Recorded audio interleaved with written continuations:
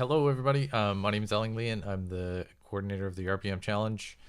Um, it's February 11th, and I hope everybody out there is having fun making their RPMs this year.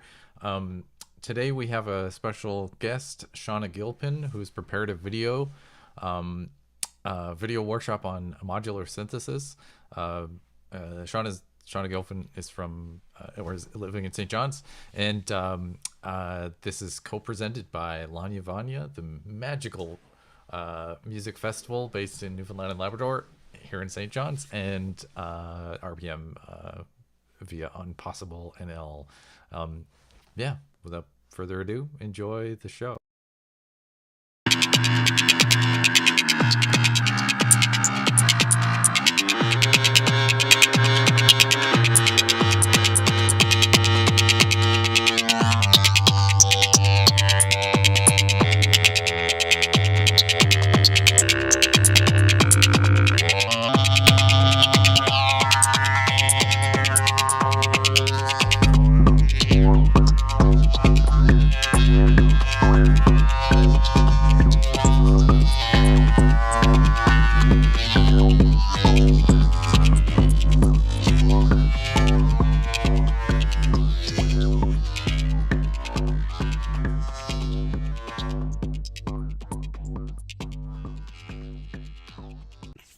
Hello, my name is Shauna Gilpin, my artist name is Cleo Lee, and this is your introduction into modular synthesis.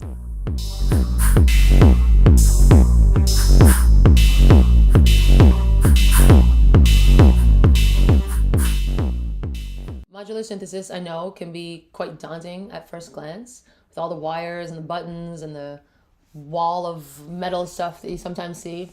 But really, it's just a synthesizer flipped from the inside out.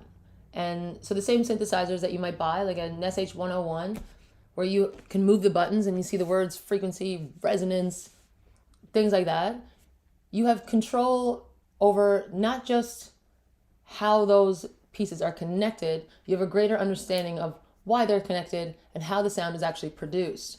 And not just the control over how to shape the parameters, but control over the control of how to shape the parameters. So this all brings us to voltage. Everything is voltage, everything is control voltage. And voltage and sound waves are vibrations. So it really is just about the waves and the vibrations, the vibes and the waves. So in this video, we're gonna go over a few things, and I'm gonna start off with just the fundamentals, the basics of sound and how sound is produced and how we perceive sound, along with some terms that are often used within modular synthesis that you'll need to be aware of.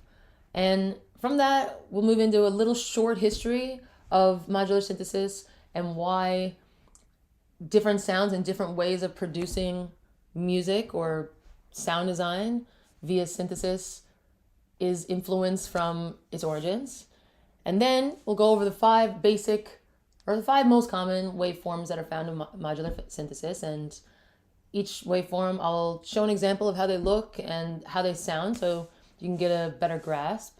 And then the main components that almost any synthesizer is made up of. So through all that, I'll be doing some live patches, and we'll end off with a demo. And I'll try and do as much hands-on as possible because, let's face it, modular synthesis is a pretty dry topic. And, we can make it as fun as possible because to me, it's the coolest thing in the world. And it's cathartic at the end. Once you finish some patch you've been working on for, I don't know, some hours, you just rip it out and start over, and you could probably never make that sound again. So it's like a reset. And it's very freeing, and I find it's therapeutic. So, brief history on modular synthesis. So there was the East Coast and the West Coast. And, your classic Biggie Tupac, East Coast, West Coast, except there was no contact between them. So there's no gang violence.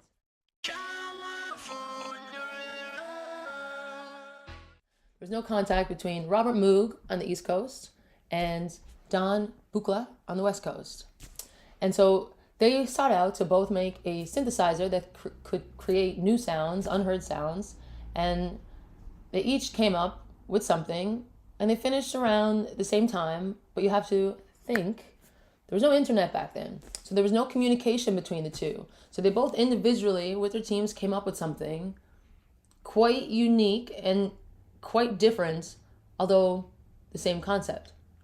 So Robert Moog was often working with already famous performers. So people in the orchestras, people in symphonies, things like that. And so his idea of a synthesizer was something that could be played traditionally, but with new sounds, new technology and things that people didn't hear before, but the performers were still able to play these instruments. Whereas Don Buchla on the West Coast was more interested in making generative and experimental music. So his idea of the synthesizer was like the synthesizer played itself. And to think about it, in an orchestra or a symphony, you have a composer, and when the performer comes, they play that composed music. Whereas Don Buchla, if you want to think about it, it's like you, as playing the synthesizer, myself, are guiding the music, guiding the sounds, but it's almost like the synthesizer is the composer. The synthesizer is doing the composing with the guidance of you. So that leaves it to two very different sounding machines. And the West Coast, Buchla, his creation didn't really pick up too much in the market because it was just so foreign, it was so unfamiliar. And also, Moog on the East Coast, he already had those famous people playing those instruments, and his music was a lot more adjustable. Like when they heard these new sounds, it wasn't so far-fetched, it wasn't so experimental, and it was brought to the masses easier, quicker, because these performers were already famous.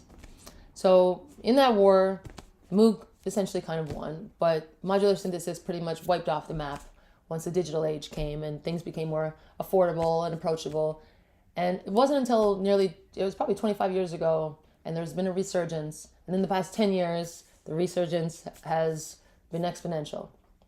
I'm just going to do a quick little high school recap on how sound works, because I can only speak for myself, but when you're younger and you're studying for a test, you're just there, and how you obtain the information is a little bit different, and if you did obtain it well, maybe it didn't stick. But here is a basic way of how sound works. So I clap, and I make a noise. My ears perceive that as a noise, as a clap. I go about my jolly way. But when I clap, this is not actually making a sound. I'm perceiving it as sound, if that makes sense. I'm just moving air molecules, and I'm moving air molecules fast enough that they vibrate. And when they vibrate, they oscillate up and down like a sound wave, something like this. Like this, my Picasso drawings. This is a sound wave, a representation of a sound wave, which is just a representation of how particles move through space. So when I make the noise, the particles move, and then they hit other particles, and they move, and the accumulation of those particles form a wave, and that wave travels until it hits my ear. And when that vibration, that wave, hits my ear, it moves its way in and vibrates again until it hits my inner ear, and then my inner ear amplifies it like a speaker, amplifies the sound. So I get the amplification, and something called an auditory nerve picks up the sound, tells my brain sounds. So when I do this is mechanical, and all those vibrations, up until it reaches the auditory nerve converts it to electrical energy, and then I am able to perceive that as a sound. Now, the reason you don't hear this is because how fast I'm moving my hand through space is not vibrating fast enough to make it an audible range. So humans can hear from 20 hertz to 20,000 kilohertz. And a hertz is a measure of how many vibrations happen through space over time. So if one vibration, 1 second, won't hear it. 20 vibrations, 1 second, I'll hear it. And the measure of hertz frequency. So the measure of how many times this vibrates is known as frequency or pitch. But pitch is subjective. Pitch is only audible, whereas things can still vibrate through space and have a frequency, but we don't perceive them as pitch. And when you perceive pitch, for instance, the note A sounds like pretend that's A. And then you have a trumpet who plays an A. And the A is 440 hertz.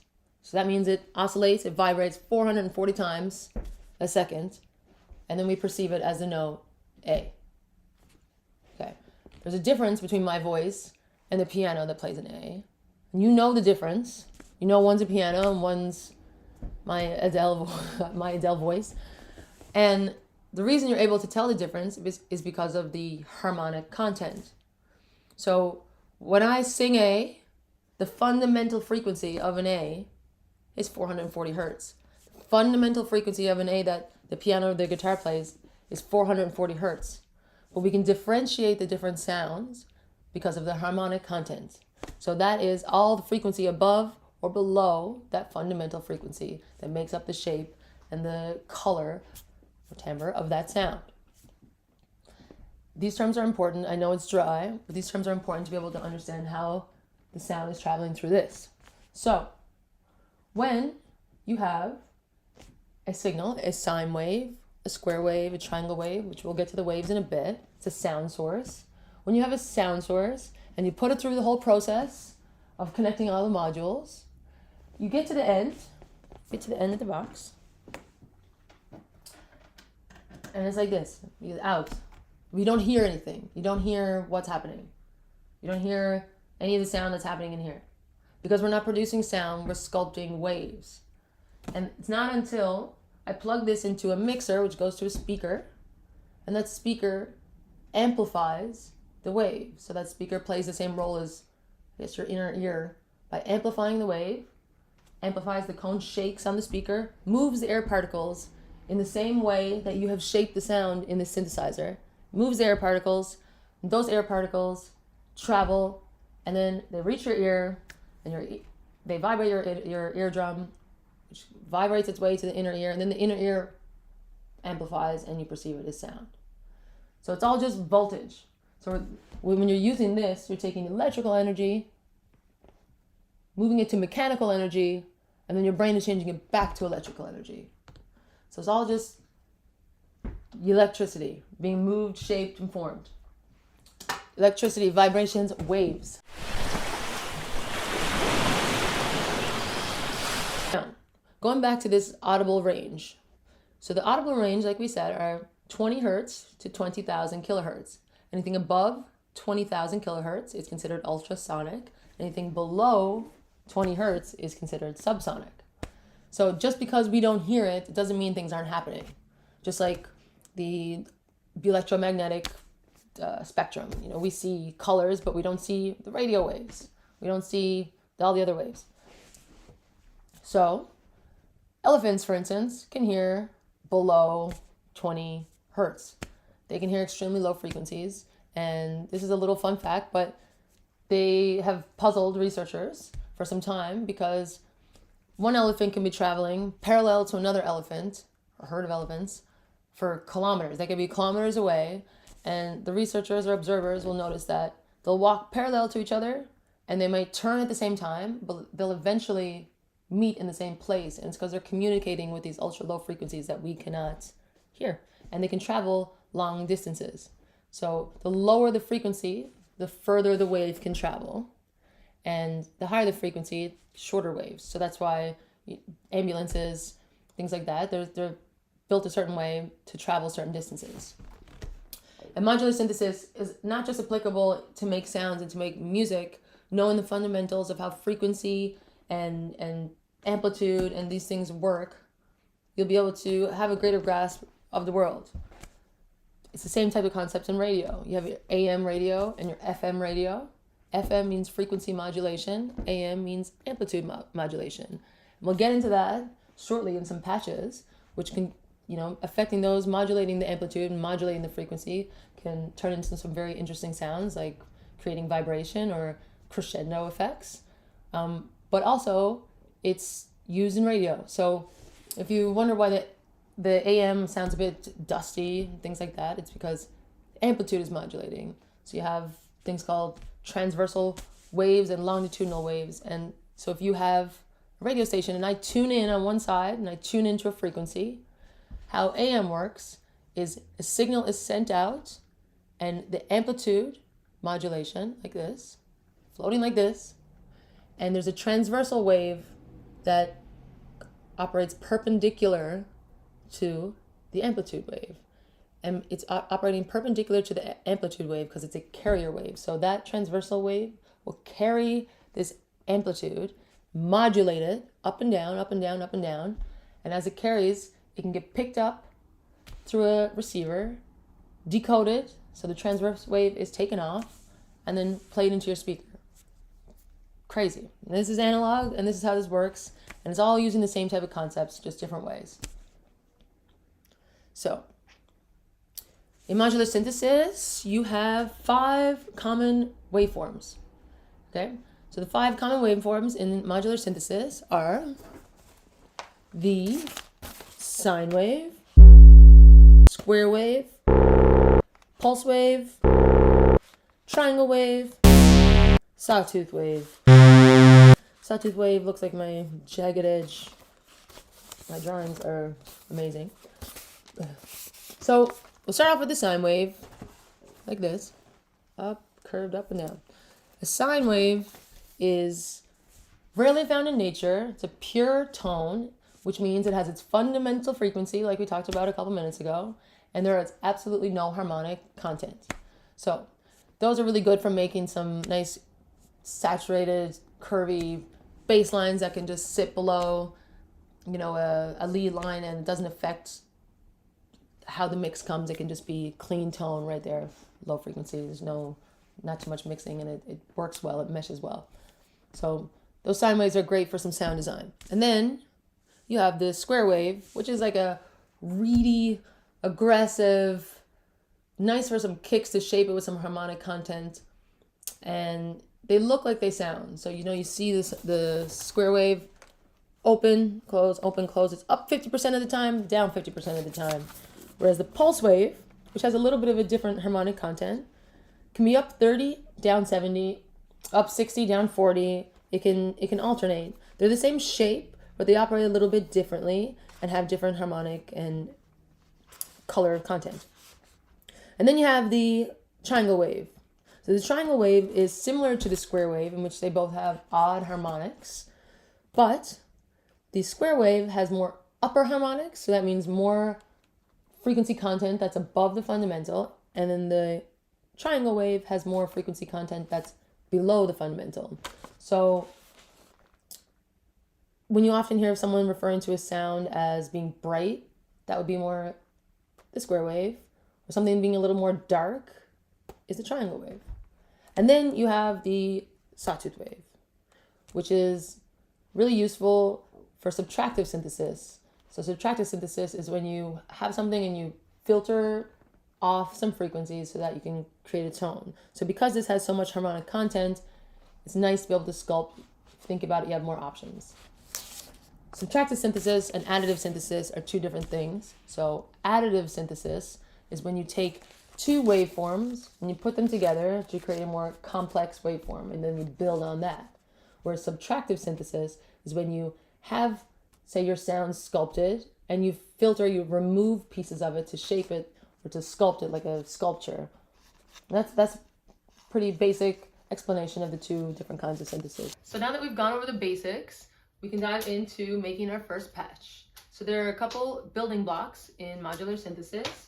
You have an oscillator like this, like the waves that you've talked about. You have envelopes, you have filters, you have LFOs, which are low frequency oscillators. So like we mentioned earlier with the elephants, it's a low frequency oscillation, so we can't hear it in our audible range, but it can affect and it can modulate different parts of the synth, so they're very useful.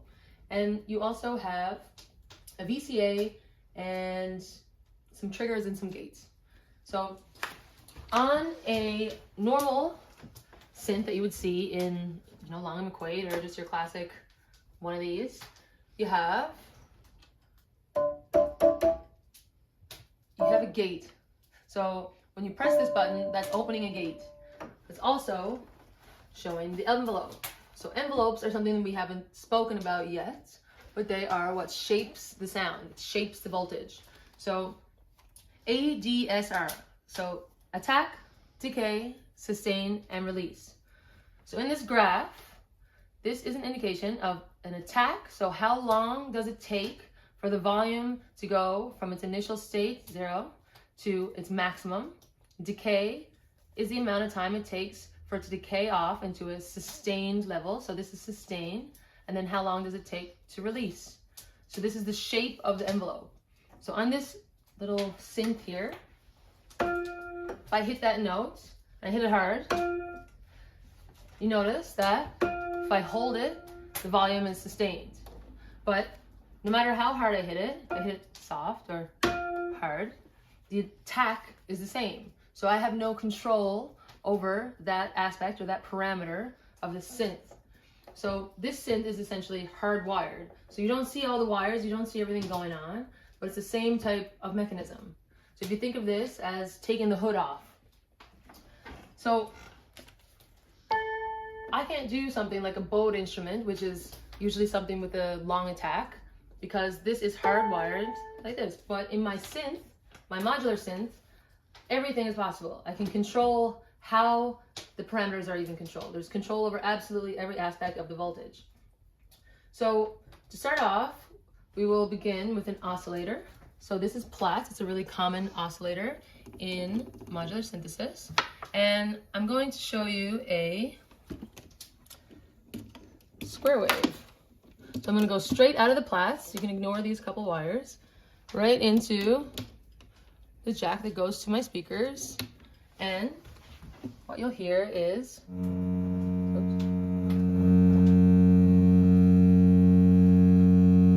a square wave. So you can hear it's rich in harmonics, it's buzzy, it has those higher level harmonics, which is above the fundamental frequency like we talked about earlier. And so from there, what I can do is use an envelope to shape a sound. So in a piano or something like, a keyboard synth, you play the notes and you have something that opens the gate, closes the gate. So if you think of a gate and a trigger is just a switch on and off, goes on, goes off immediately. Just a little opening like this. Just a little opening. Just a little gap in the road. Whereas a gate can look like a square wave. It's open for as long as you keep it open. So in this case, the gate is open as long as I hold that button. So now, we don't have these keys, so I'm going to use a trigger from my sequencer. So a sequencer is just something that can fire out signals over a period of time. And every module that you use, they can have, like if I have this sequencer, for instance, there can be another sequencer. They have the same type of concept, but every single module has its own way of working, and you always have to read the manual. It's super tedious, but so I won't get into how to fully use this sequencer, but if you want to think about it, it's going to be a 16-step sequencer, and the note that I'm firing out right now, or the trigger, is just a 4x4. So coming out of my sequencer into an envelope generator, EG. So you can see ADSR. So that is the different ways that I can shape the parameter of this envelope. So I'm going to send this trigger into the gate, and the output of this I'm going to put into the level or the control of the amplitude of the final mixer. So before, this is the Platts, this is my sound source, my oscillator. I'm going to put this into the final mixer here. And then I'm going to take out of the final mixer, left and right, stereo, into the jack that goes to my speakers.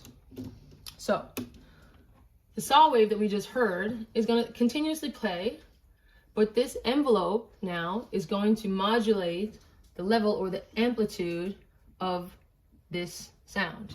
So if you can hear, Now it's not just a continuous tone that we heard earlier. And right now I want to do, say for instance, I want to do a short attack, which is often used in percussion.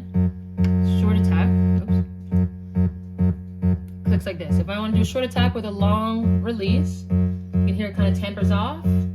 I have some sustain on there. If I take the sustain out, you don't really hear any sound. If I want to put a little bit of decay, then it sounds almost like a percussion. If I want to put a bit of sustain. Now it's opening really quickly, it's decaying to the sustain level and coming. Now if I open it like that, we're having more of a, just playing around. So here's a longer attack. It almost sounds like it's humming over. So that's how you modulate the amplitude, or you shape the sound of the amplitude of that wave. So what you can do next is take something like an LFO, so a low frequency oscillator, so something that's moving, it's voltage, but I won't necessarily hear it, but it can change the parameters of my modules. So this is a module called Maths. It's the most commonly bought module in Eurorack. It's an analog voltage controlled computer, essentially, and it has many functions. Right now I'm going to use it as an LFO, a quick moving LFO. You can see by this little light here, and I'm not trying to be negligent, but for me to explain how each module works will be too time consuming. You can have modules that have an individual function of an LFO, so we can pretend that that is that for now. So now we can not only modulate the amplitude to make it sound snappy or bowed, but we can modulate Platts, the oscillator, we can modulate the frequency, so FM, frequency modulation. And if we move the pitch really fast, it can give an effect like vibrato, something that you can do with your voice. So I'm going to take this LFO, plug it in, frequency modulation. Now, I'm going to open up the sound a little bit more, and I'm going to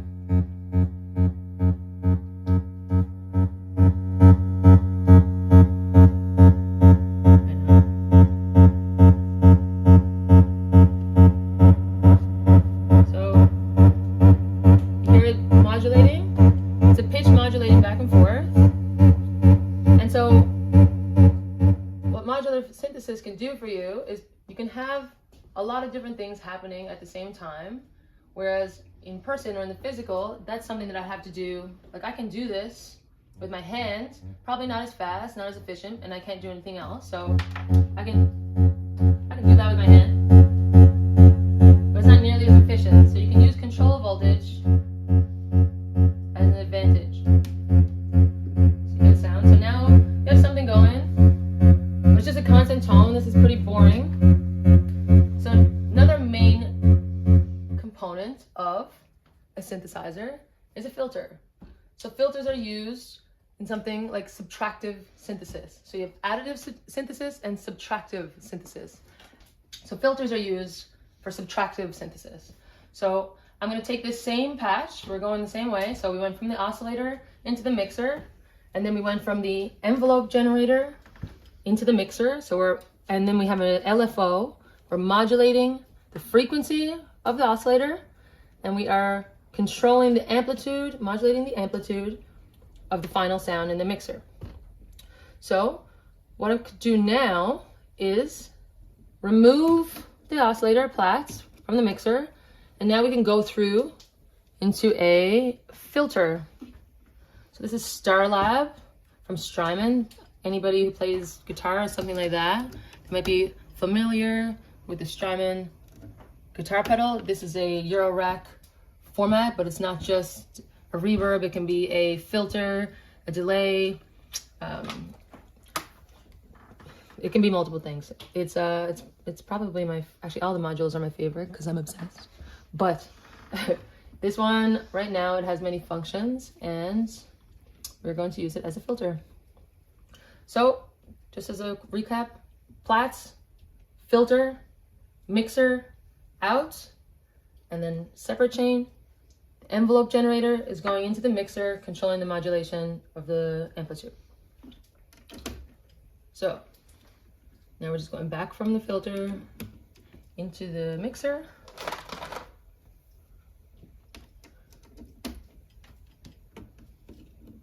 Now when I turn this on, you can hear, so you can ignore the rest of the module. Just this area right here is going to be the filter. So there's a cutoff point in the filter. So when it reaches that cutoff point, you could either cut out the highs or cut out the lows. So there's three main types of different filters. You have high pass filter, low pass filter, and a band pass filter. So the high pass and the low pass are me.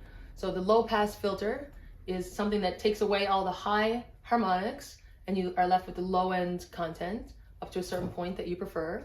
And then the high pass filter takes out the low content, and you're left with the high part, the high frequency, And sometimes that can make it sound something like hollow, or when you take the girth out of it, but it's really useful if you're mixing and you have a strong bass line or some low end that you want to really make shine.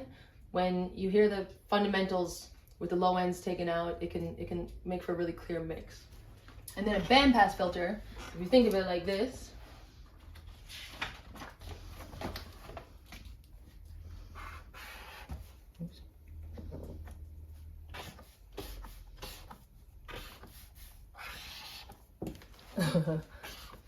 back to my Picasso-esque drawings.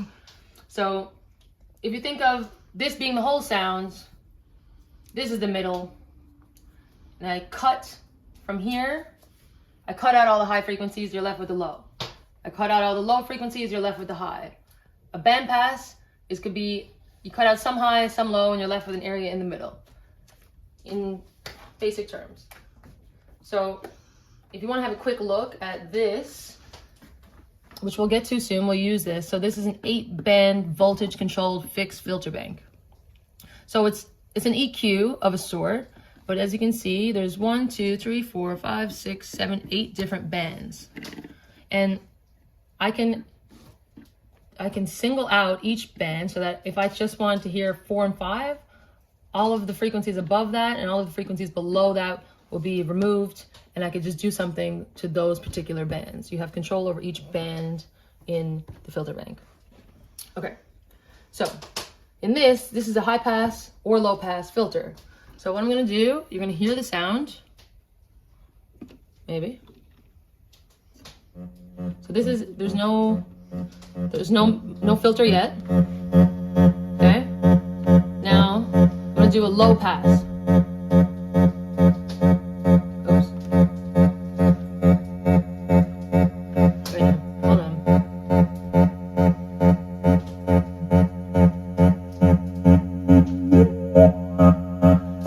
Cutoff frequency. There's a Q, which is the resonant point, the high resonant point, and I'm moving that around. This is a 4-pole filter, so I'm moving the Q around. So something that I can do to make some more modulation, so that I don't need to do this and I can work on something else, is I can modulate the cutoff point of this. Okay, so do this right now. I have a low right here.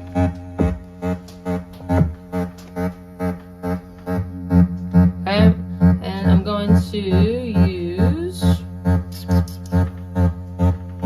this. Another LFO. 2.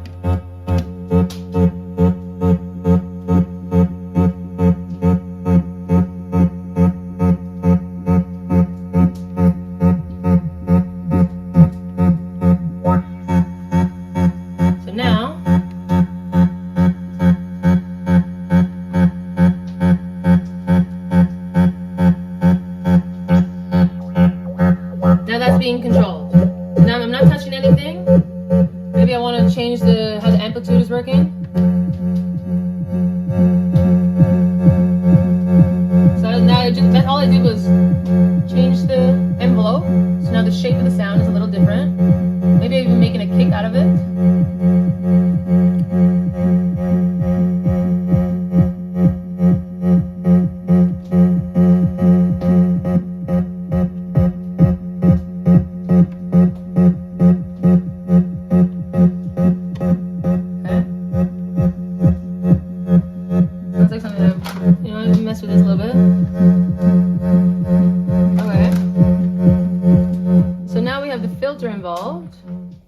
Now, we can use different triggers from my sequencer to modulate more areas of the sound that's happening. So if I want to modulate the trigger or the level of my oscillator, I'm going to every 2 steps. Oops. Every 2 steps, my oscillator is going to get triggered.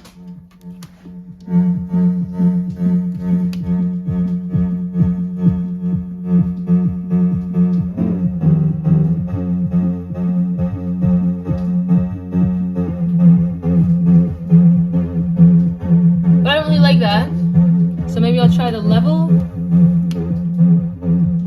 You know what? I don't really like that either. So maybe I'm going to oscillate the timbre or modulate the timbre with this trigger. So every 2 beats, this timbre is going to get.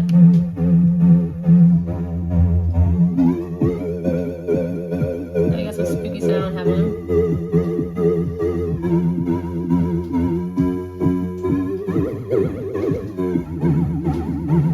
Alright, this is a bit weird. Okay.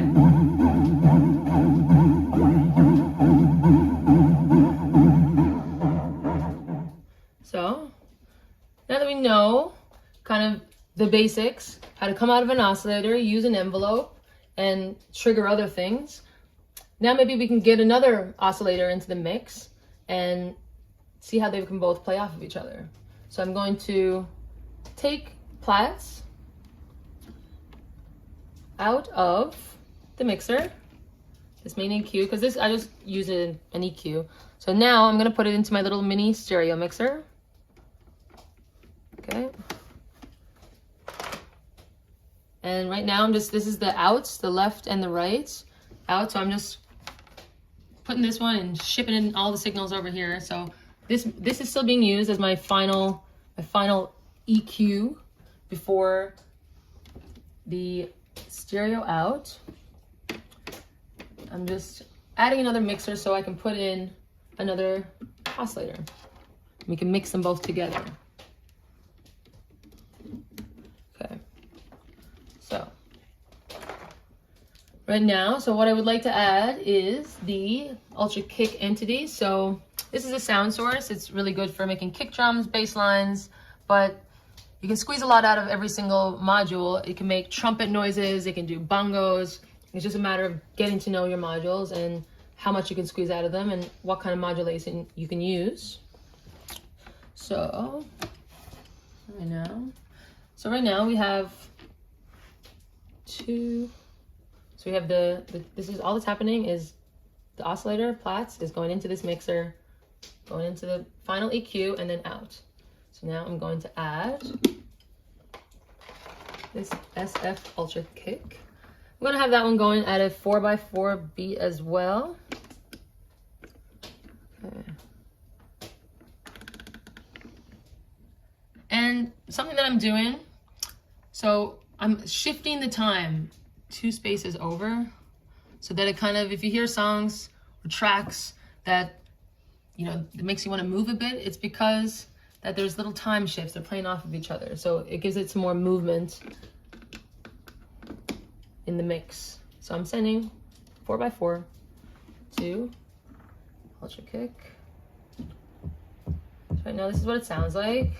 So it's a really powerful module. So I'm just gonna do simple kick for now. Shaping it, so this has built-in envelopes that you can shape on your own. So it's character, frequency, resonate, gain. This gives it more punchy, transient attack. That sounds pretty thick. Okay, so now what do we have here? Then we have this.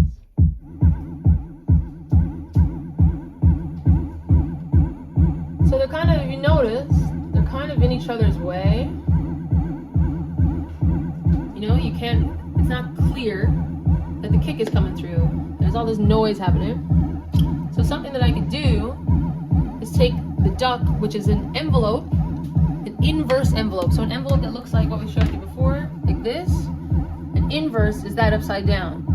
So if you take an inverse of an envelope and you put it into an oscillator, it's going to have the opposite effect. It's not going to go up and over, it's going to go down and out. So right now, if I take the duck of this and I plug it in to the wet of this Star Lab, right now it's not going to make a difference because I don't have the wet on, but once I turn on this, oops,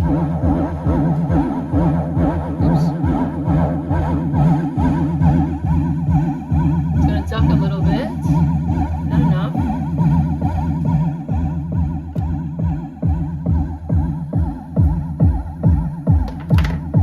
You can hear it duck a little bit.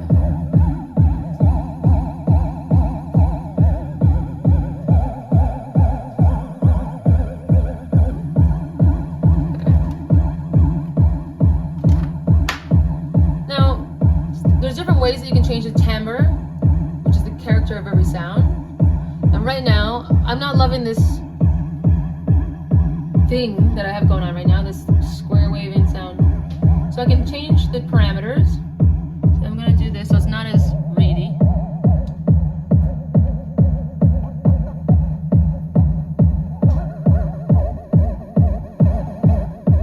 Maybe go down.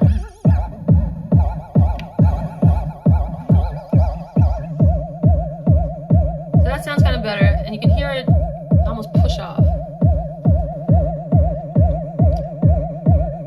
Okay.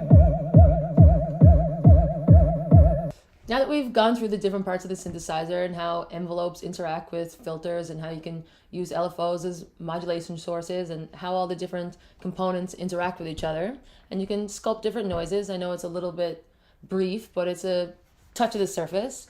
So there's something in modular synthesis that's super useful and super helpful if you're learning to figure out how to make a new patch or you want to remember different patches that you've done, because as you can see, it can turn into a huge mess of chords.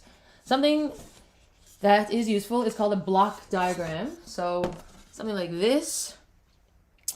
You can't really see it too well, but it looks super complicated and it looks like a bunch of arrows and a mess. But when you have the terms down and you understand how they interact with each other, this is actually super easy to understand. You know, it's just little abbreviations, oscillators, EQ, quantizers, things like that we talked about earlier.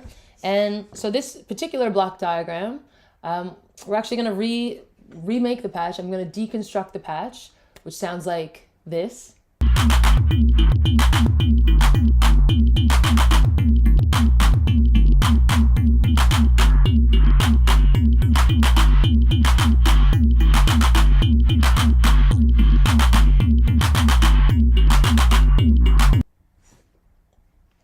And we're going to take apart each little bit of that and we're going to build a patch together, and you can see how something like this can translate into whatever noise you're trying to create. So when I made this block diagram, I was just kind of experimenting live with my patches and seeing what kind of sound I was feeling today. And at the end of it, I wanted to remember it because I thought it was just going down this body music kind of trail. So I wanted to remember how I could recreate it so I could show you folks.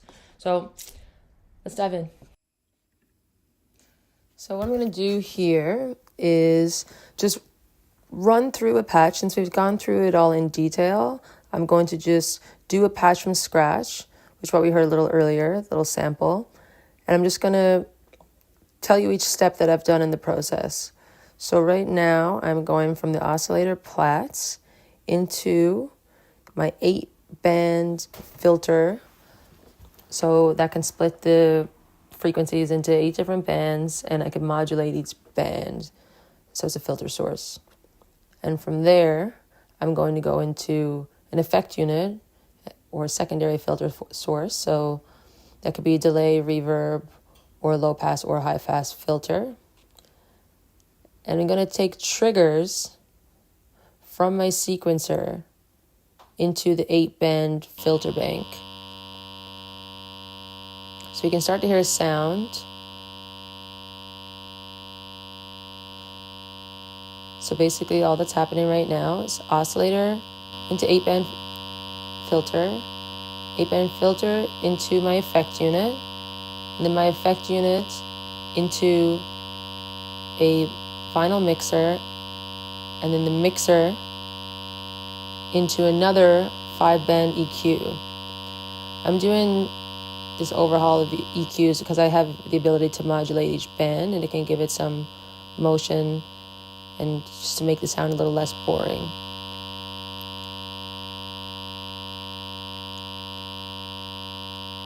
So this is all coming from the main out of my sound source paths, and this is one of my signal paths that I'm doing.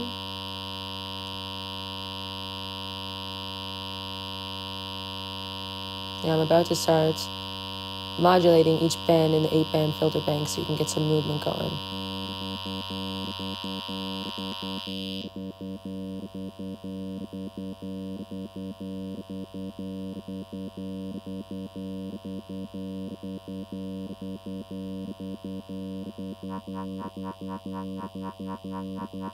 So different triggers into the different bands.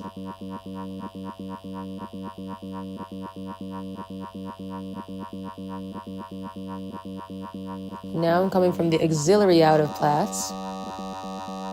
So my secondary out from Platts, which is usually more the low end tone. And we're gonna go a different path with that.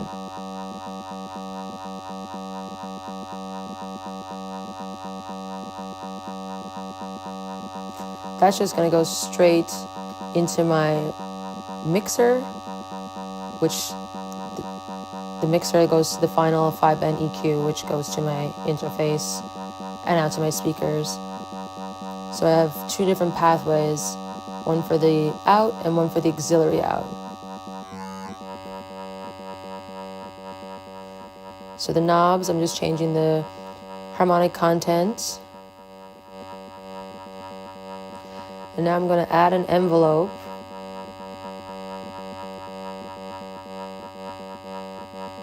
To shape the sound a little bit.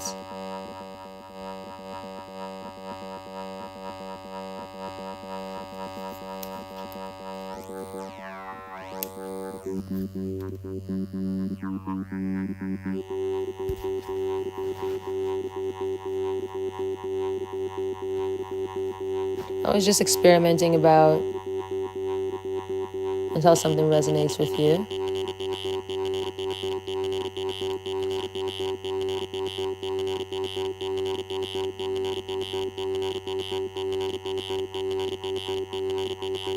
So right now I have an envelope modulating the amplitude of Platts, so that would affect both the out and the auxiliary out.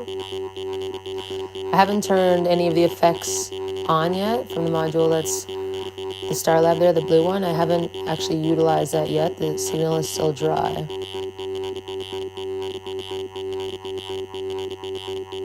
I'm just going to get my signal paths until something resonates with me, and then I'll start playing about with the Star Lab, the effect unit.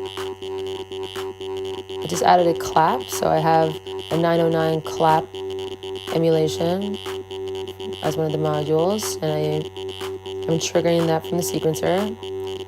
That's going into the mixer, which the mixer's fed into the 5-band EQ, which is fed into the interface out to the speakers. So right now I have 3 inputs in the mixer: the clap, the auxiliary out, and the main out of Platts.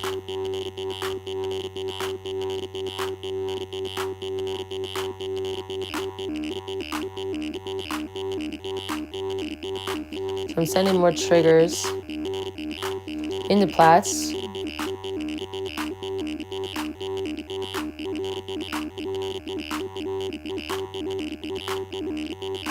It's all about experimenting until something resonates. You're shaping and tweaking the sound, the general idea, until you find what you like.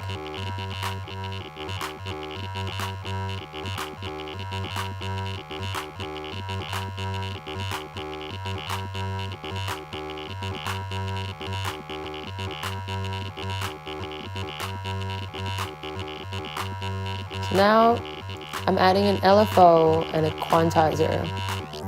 So LFO, low frequency oscillator, is being sent into a quantizer.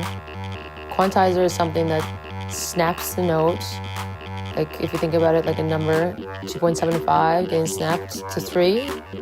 So it's something in between getting snapped to a scale that I choose. So I'm able to go from an LFO into the quantizer so that I'll run up and down, oscillate up and down a scale of choice. Right now I'm doing triads, I believe. And so I can put that into the volt per octave input into my oscillator plats. And volt per octave means each volt sent, it goes up or down an octave. So if I take away a volt, it's going to go down an octave. If I add an extra volt, it's going to go up an octave. And that's pretty standard across the board for all your rack modules.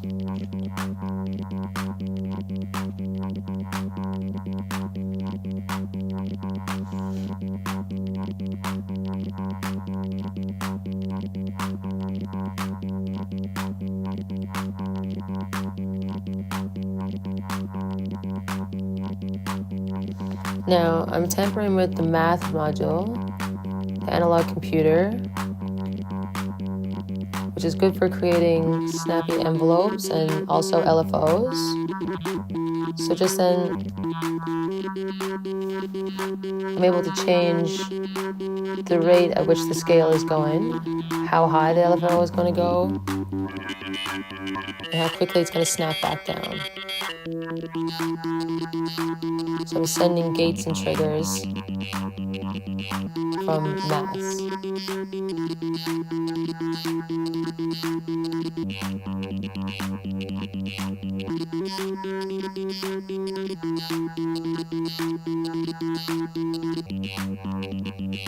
You can slow down how fast it's going to go through the LFO, which in turn is going through the quantizer, which is allowing the notes to go up and down at what speed. But it's in time with the sequence because I can send it triggers that are in time with the rest of the whole system. So when it snaps back, even if the LFO is slowed down, it's going to be in time with everything.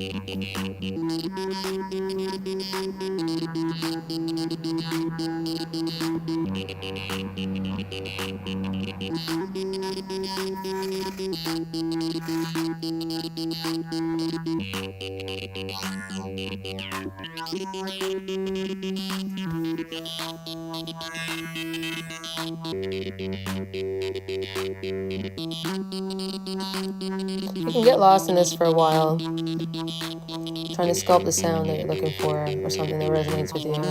As you can tell, I'm just messing with pretty much one oscillator right now besides the clap, and it has a range of sounds, and I'm just messing around until eventually something clicks. But it's a process for sure. So right now I'm going to add another oscillator. I'm going to add the SSF Ultra Kick, which is the kick drum module. This is also very versatile. I'm going to put some low end into the sequence here.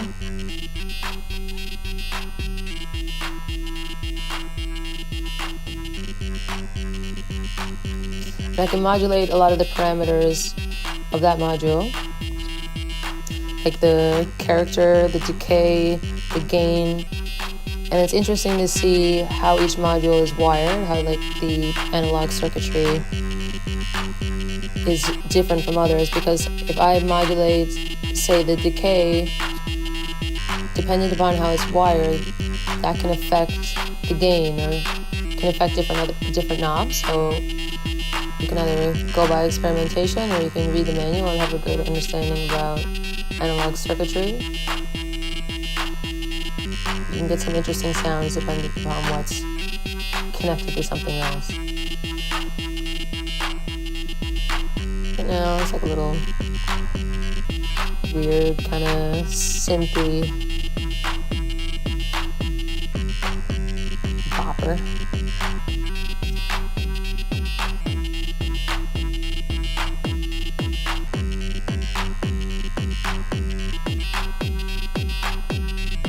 Now I'm starting to get a little beat, so now I'll start doing different things with the effect module and what I can do with the 8 bands module and the final EQ 5 bands.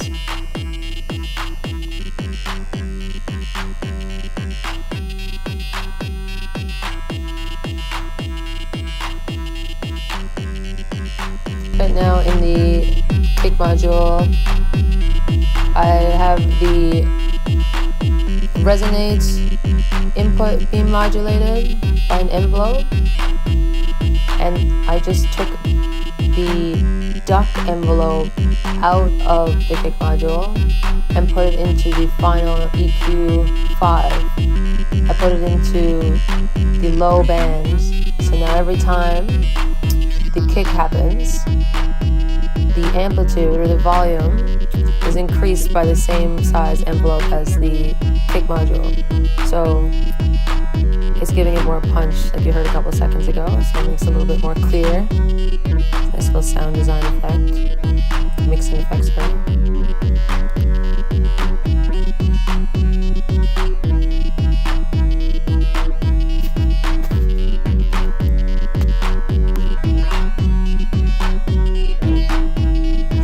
Starting to add some of the effects now, some filter and reverb to it. Gives the sound a little bit more depth.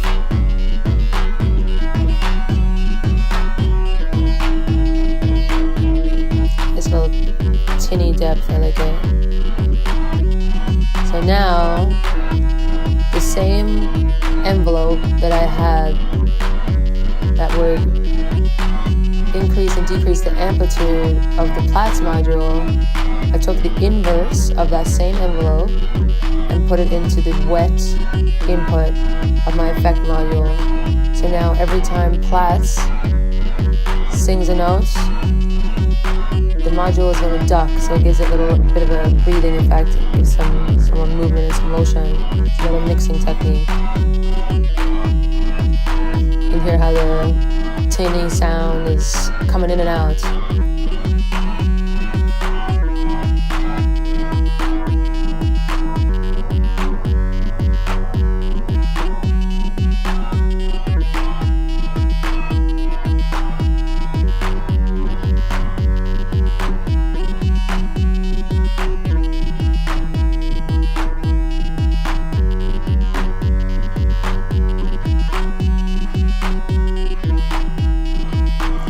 Something now, more swing.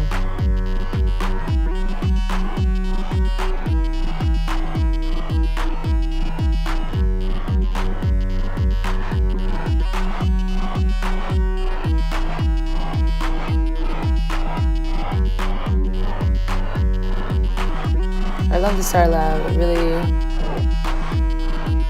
gives a lot more depth to the sound. And you have some pitch reverberation, time warp pitch reverberation, which is super effective.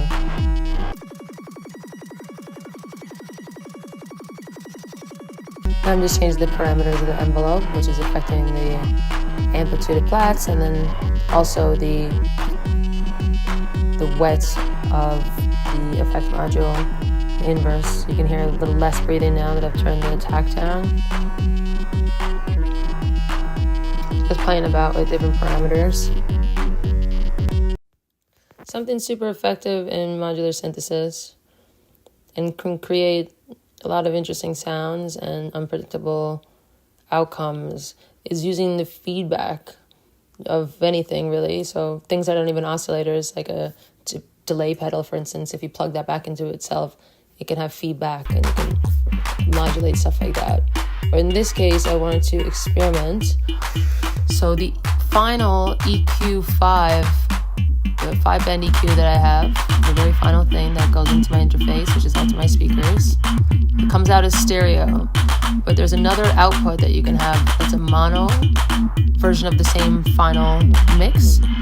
And so what I did was I took the mono from the final EQ 5-band module, and I took that final mix and I plugged it back into the 8-band filter.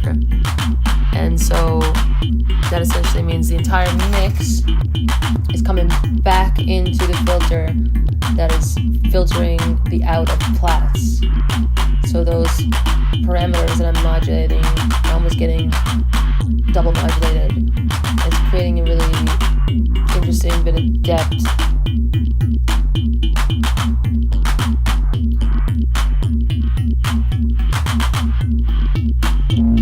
And adding some more character to the sound that I couldn't just get from the two modules. Now I have this thick, spacey interaction happening.